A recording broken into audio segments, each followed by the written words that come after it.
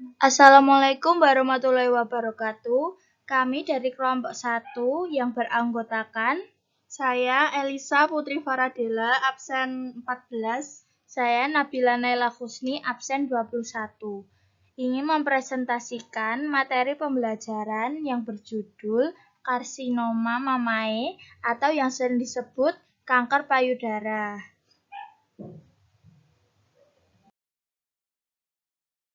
Apa yang dimaksud dengan CA mamae?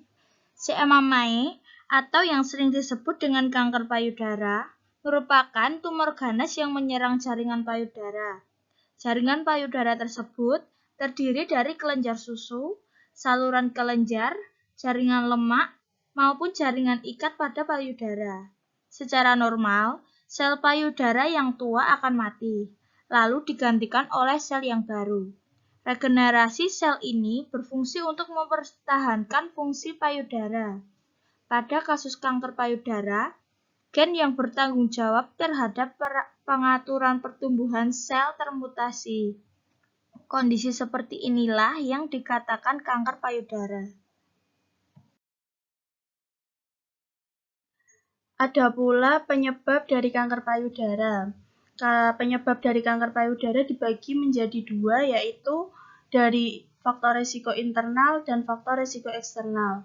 Dari faktor risiko internal tersendiri dibagi menjadi beberapa penyebab, yaitu 1.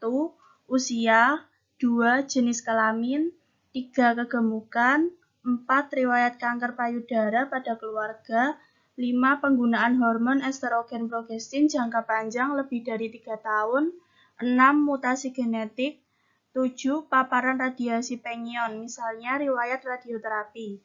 Dan sedangkan dari faktor risiko eksternal yang berhubungan dengan kanker payudara adalah paparan asap rokok, pestisida, dan radiasi, khususnya pada area dada saat pubertas. Manifestasi klinis atau tanda gejala. Beberapa gejala kanker payudara yang dialami pengidapnya yaitu 1. Benjolan atau pengerasan pada payudara yang berbeda dari jaringan sekitar. 2. Darah keluar dari puting payudara. 3. Kemerahan atau pembesaran pori-pori kulit payudara yang menyerupai kulit jeruk. 4. Nyeri dan pembengkakan pada payudara. 5. Pengelupasan kulit di sekitar puting payudara. 6. Perubahan pada kulit payudara seperti cekungan. 7. Perubahan ukuran bentuk atau tampilan dari payudara. 8. Puting tertarik masuk atau retraksi atau inversi ke dalam. 9. Benjolan atau pembengkakan di bawah ketiak. Apabila ada tanda gejala seperti yang dijelaskan di atas, maka lakukan pemeriksaan penunjang seperti berikut. 1. Mamografi. Metode pemeriksaan payudara dengan menggunakan sinar X dosis rendah. Payudara akan ditekan oleh 2 plat untuk meratakan dan menyebar jaringan payudara. 2.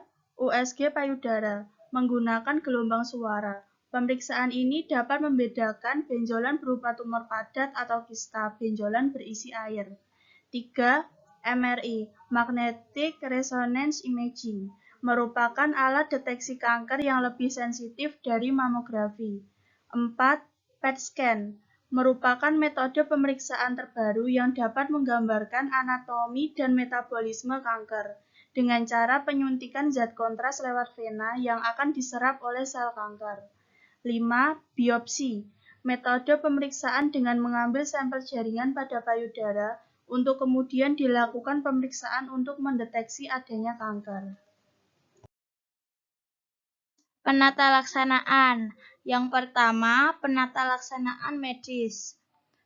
Salah satunya diadakan pembedahan, radioterapi, dan kemoterapi.